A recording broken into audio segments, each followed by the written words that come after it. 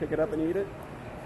It's Hi, not we're a at gumball. Can Wonderland in Midway in the Twin Cities of Minnesota. I think technically St. Paul. Yeah. I'm right at St. Paul. St. Paul representing. People in St. Paul have an issue if you misrepresent any near location or proper location as Minneapolis. As many of an artist on the stage I have discovered. They will It's quick- come after. It's the quickest way to turn a St. Paul crowd is to go, hey, Minneapolis. You have to go, hey, St. Paul, Minneapolis. You can do that. say Minneapolis, St. You Paul. can watch that passive-aggressive crowd start pulling out pitchforks. They'll do it. If you say St. Paul, Minneapolis, it gives reference in the proper order.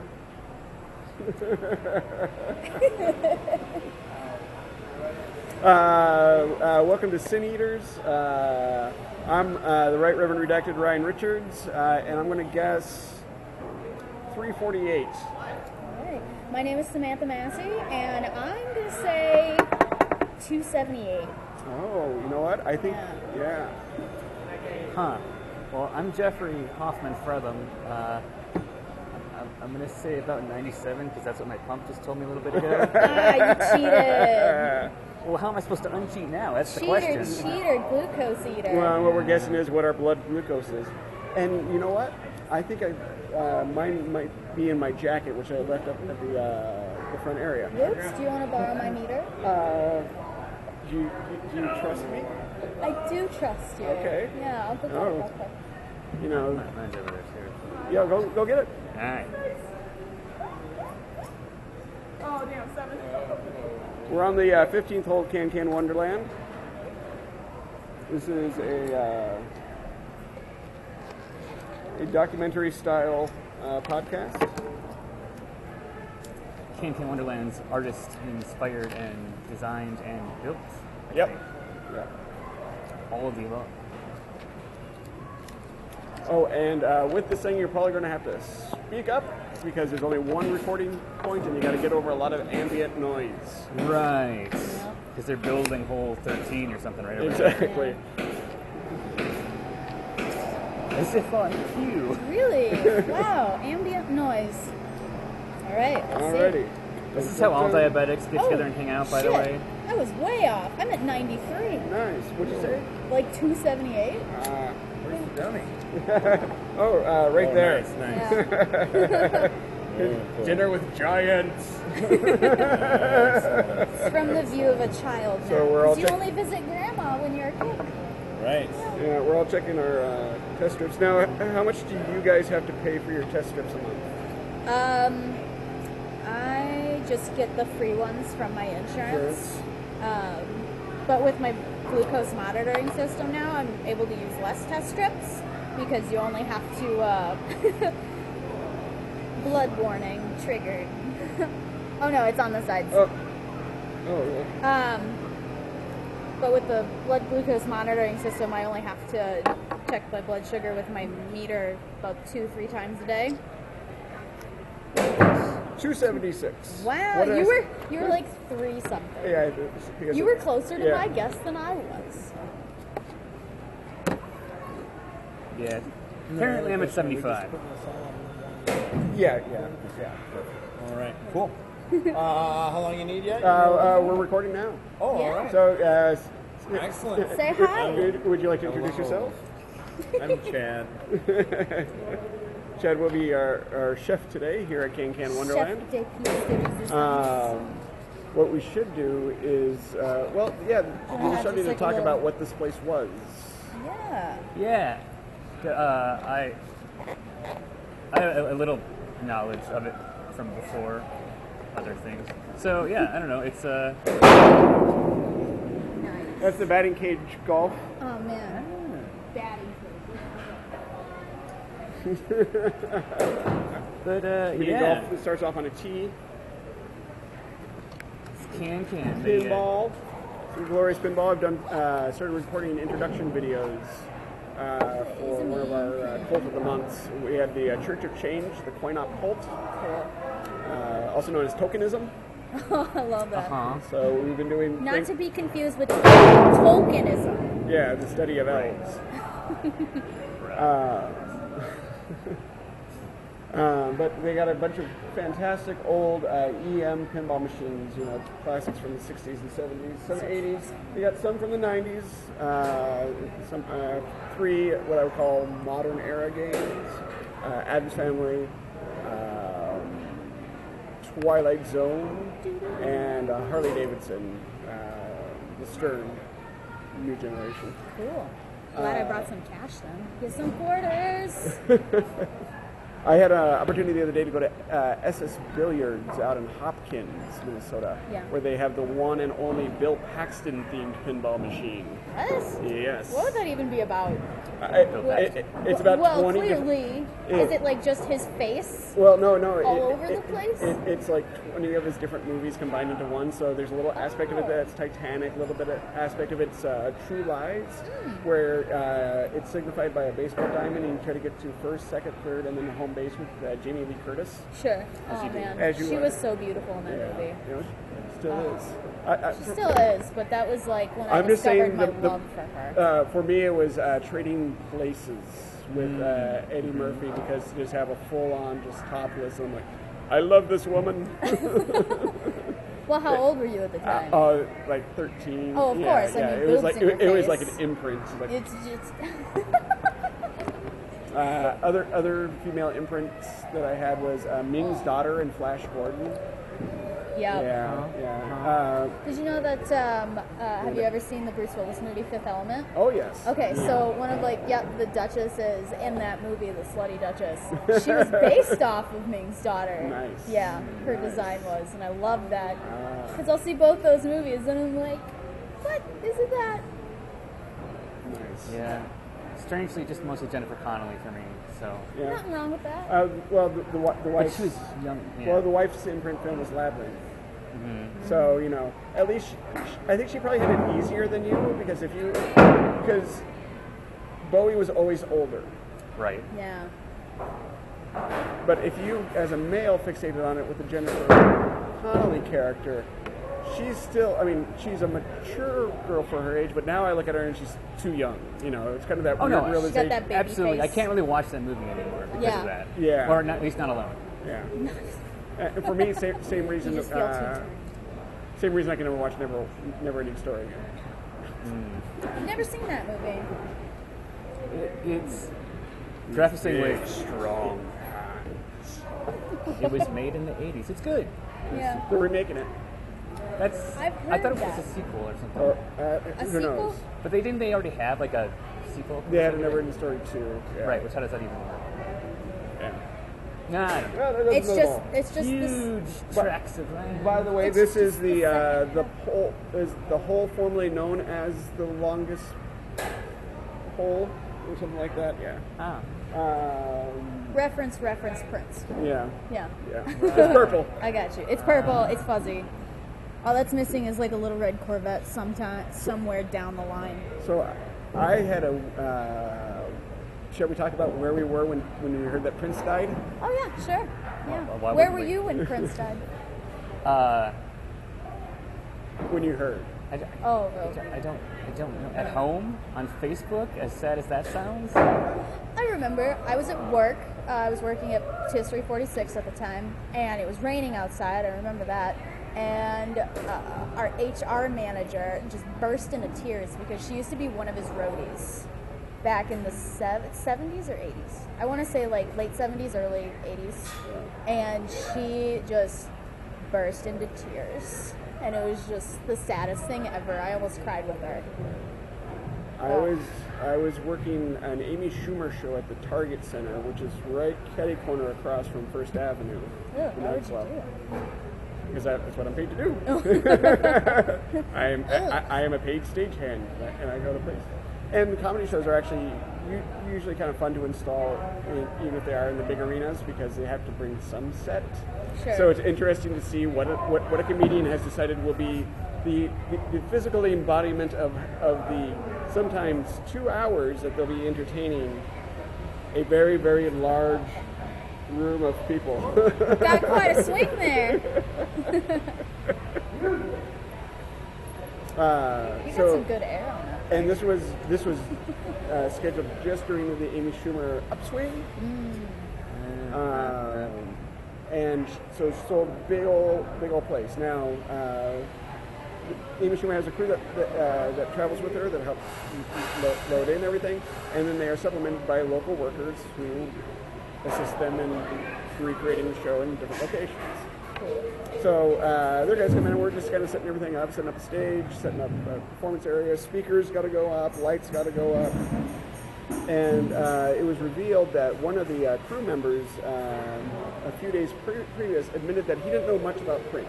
Oh, Jesus. So he, on the tour bus, has been getting a 3-day intense educational on. Wow. Hey. Generally, we don't serve Beautiful. glass on the golf course, but so here's your bitter cube root beer, Thank you very much. your ginger yip, You even got a candied slice of ginger there. and a raspberry Ricky. Thank Very you. nice. And then you guys ready for a little appetizer? Oh yeah. Sure. So what do you suggest? Yeah.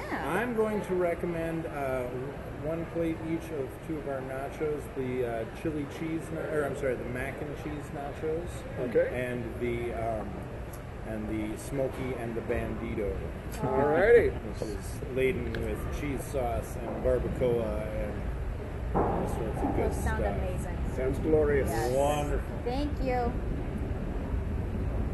All right. Shall we try this? Sure. Wait.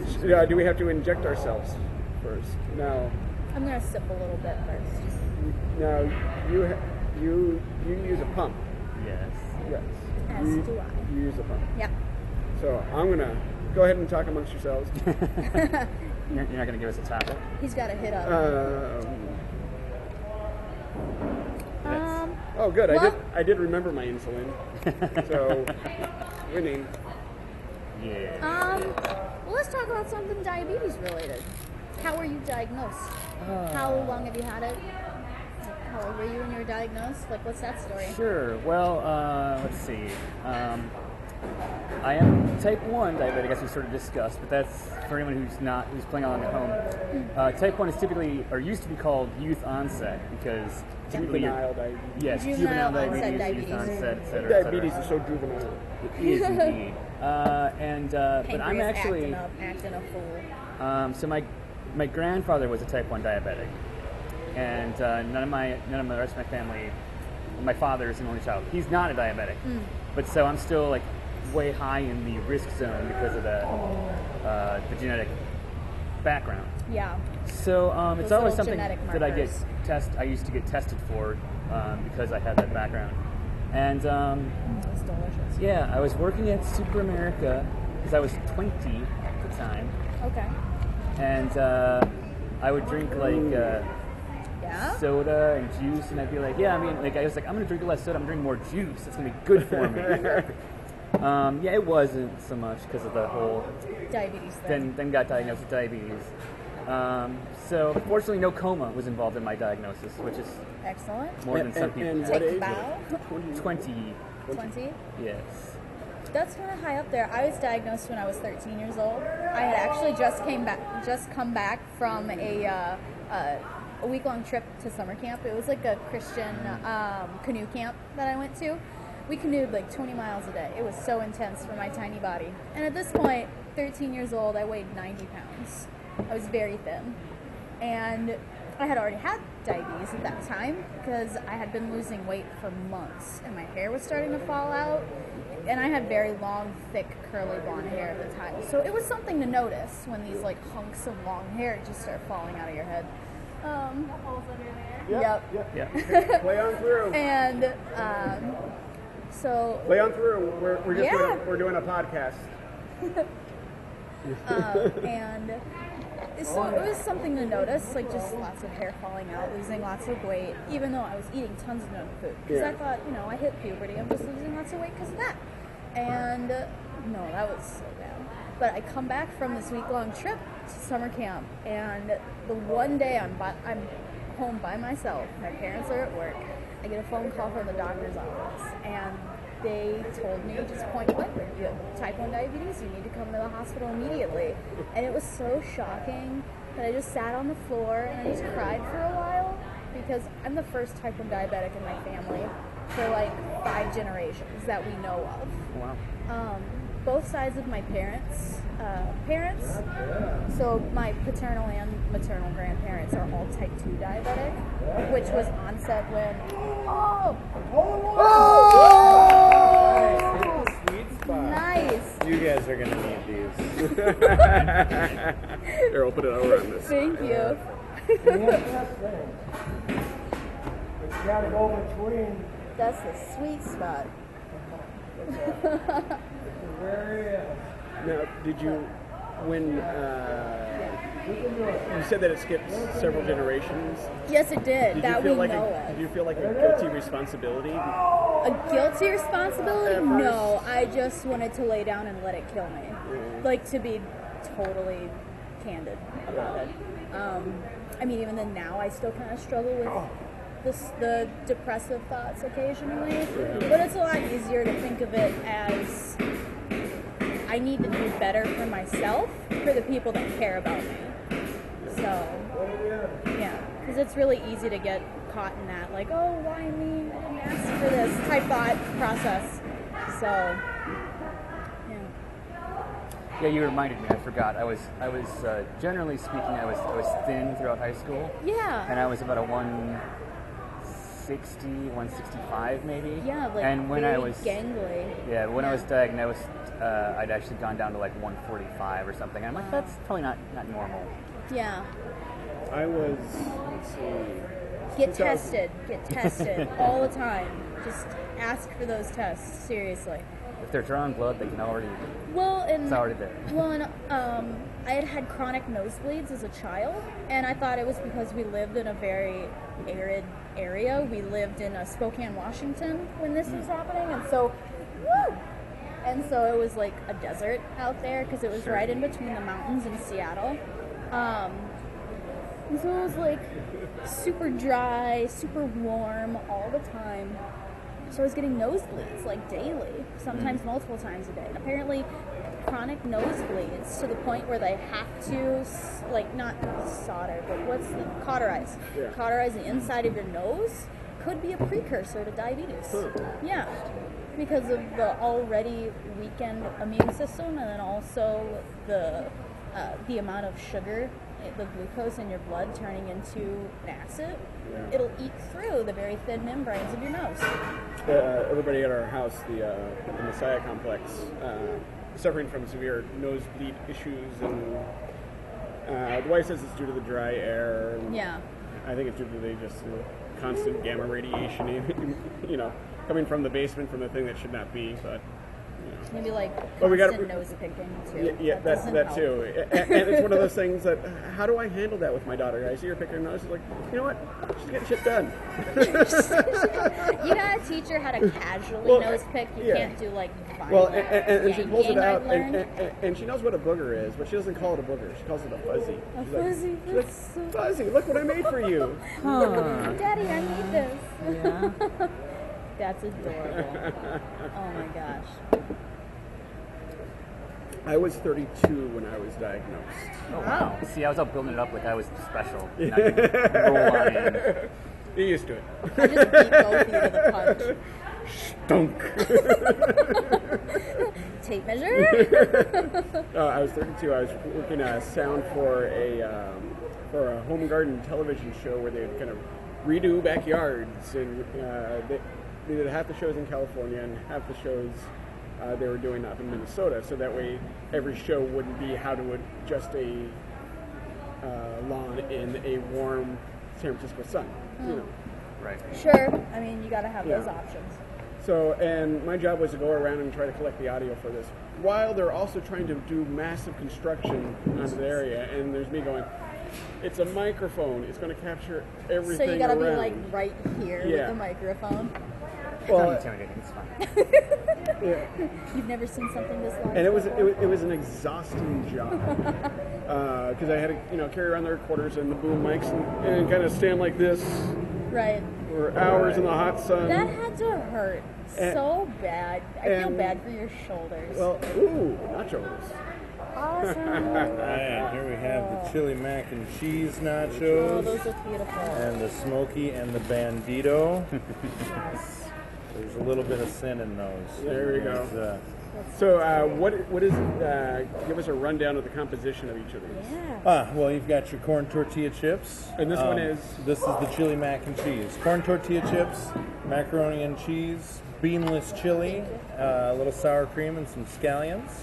And then on the Smokey and the Bandito, we have tortilla chips once again. And then that comes with a nacho cheese sauce, smoked beef brisket barbacoa, sour cream, jalapenos, and a little more cheese because you can never have enough cheese.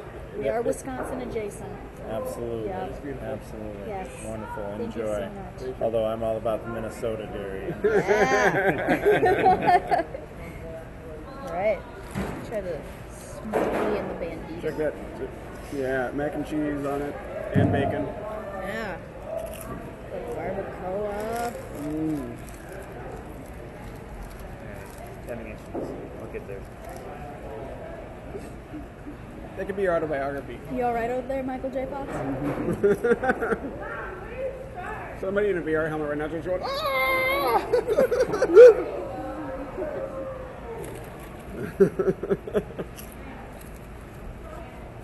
Hordes of people Food is flying at me. trying the PlayStation View out for the first time crap themselves as Jeffrey almost slaps him in the head with a nacho. Yeah, well, I'm having issues here. you get what you pay for. Slightly fewer issues than Time Magazine. Slightly. Only slightly. There's lots of holes. Lots of them on my body. I'm sorry, I'm outside of work now, so I'm becoming very inappropriate. So I'm sorry that the nice, cute glam doll Sammy is being tarnished in front of your eyes. Well, would you like to discuss where you work? I would not, actually. I don't know how they would approve Okay. of me speaking. Well, Well, I mean, I could talk. what about the you don't have to be specific about the location, although I'm sure we'll do one from there. But the nature of your job as it relates to your chronic syndrome. Oh my goodness. So, I mean, diagnosed diabetic at 13.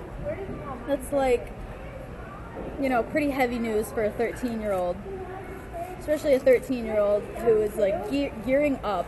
Like that summer that this happened, I was gearing up to go into high school. And I didn't dodge.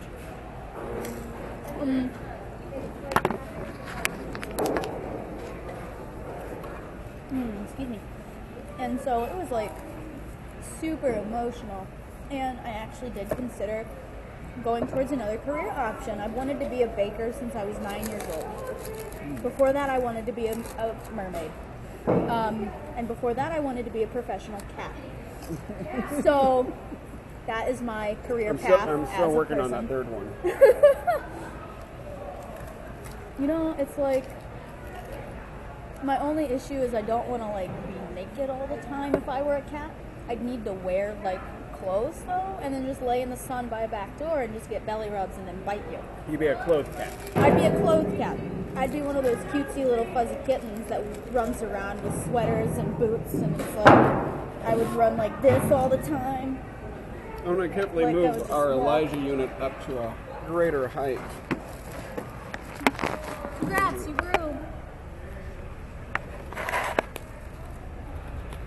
Yeah, that. Are you all right? Yeah. Okay. Oh yeah. Well, I'm old. It's okay.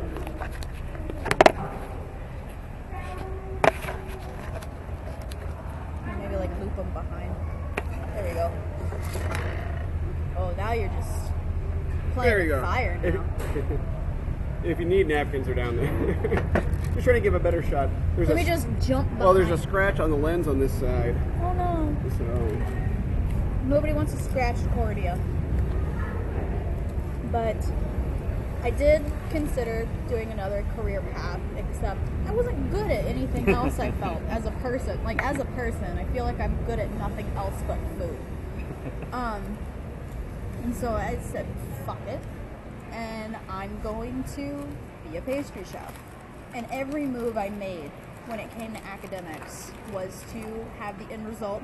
My original school I wanted to go to was the CIA in